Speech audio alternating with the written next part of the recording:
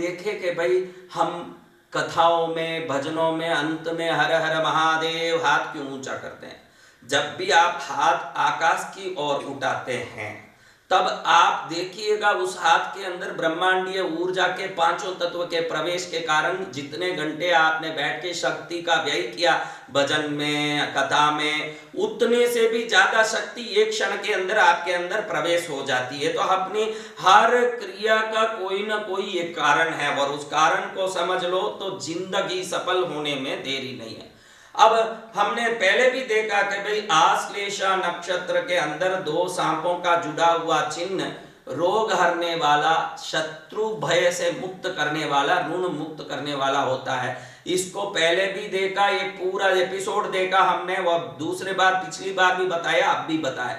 ऐसी कई चीजें हैं जिन चीजों को पकड़ के व्यक्ति सफल होता है।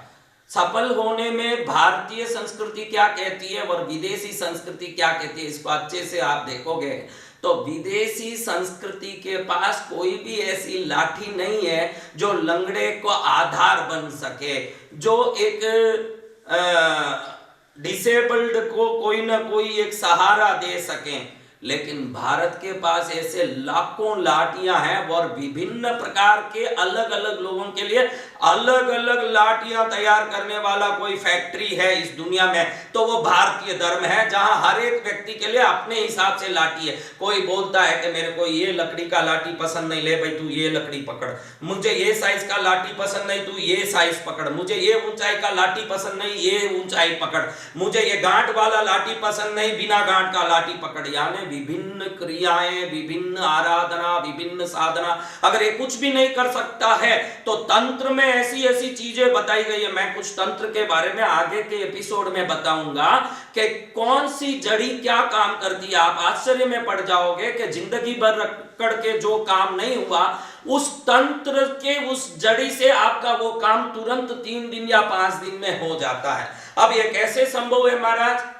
हर वृक्ष का ऑक्सीजन लेने की क्षमता अलग अलग। आपने देखा होगा कि पीपल ऐसा वृक्ष है जो 24 घंटा ऑक्सीजन ही छोड़ता है, कभी कार्बन डाइऑक्साइड छोड़ता ही नहीं। इसलिए पीपल की पूजा रात में भी करने की विधान भारत में है, क्योंकि वो रात में भी ऑक्सीजन ही छोड़ता है। हम रात में, शनिवार में, सोमवार में पीपल को दीपक जलाते हैं और वहां प्रदक्षिणा करते हैं। कई लोग कहते हैं कि पीपल को हमने प्रदक्षिणा की और मेरे को गर्भवती होने का सौभाग्य मिला।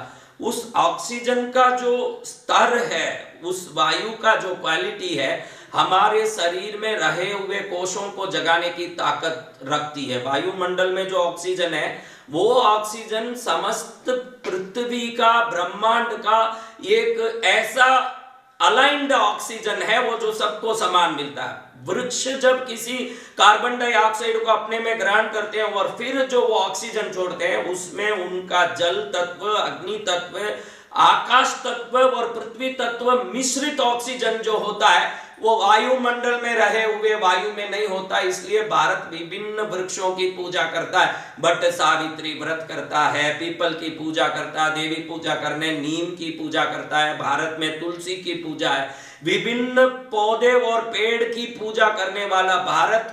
पर्यावरण का अगर कोई व्यवस्था संभालना चाहता है तो व्यक्ति पौधों के, पेड़ों की दैविक गुणों को समझ लेगा तो कर सकता है। इतनी सारी चीजें पुरानी कथाओं में आते हैं कि भाई नागार्जुन ऐसे सिद्ध पुरुष हुए हैं जो पैरों में लेप करके औषधियों के आकाश में उड़ते थे। हमारे जैन धर्म में पादलिप्त सूरी नाम के एक महापुरुष की कथा आती है जो पैरों में लेप करके उड़ते थे। आज भी विभिन्न औषधियां विभिन्न प्रकार की काम करती है। मेरे पास यहाँ पास में जंगल बहुत है, दक्षिण में तो कई ऐसे जंगली लोग आते हैं। एक पौधा लाके एक जंगली ने मुझे दिखाया, उस पौधे के रस को किसी मरे हुए पड़ा था उस मक्की पर थोड़ा सा डाला ना, वो उठकर उड़ने लगा। मैंने मेरे आंखों से ये देखा।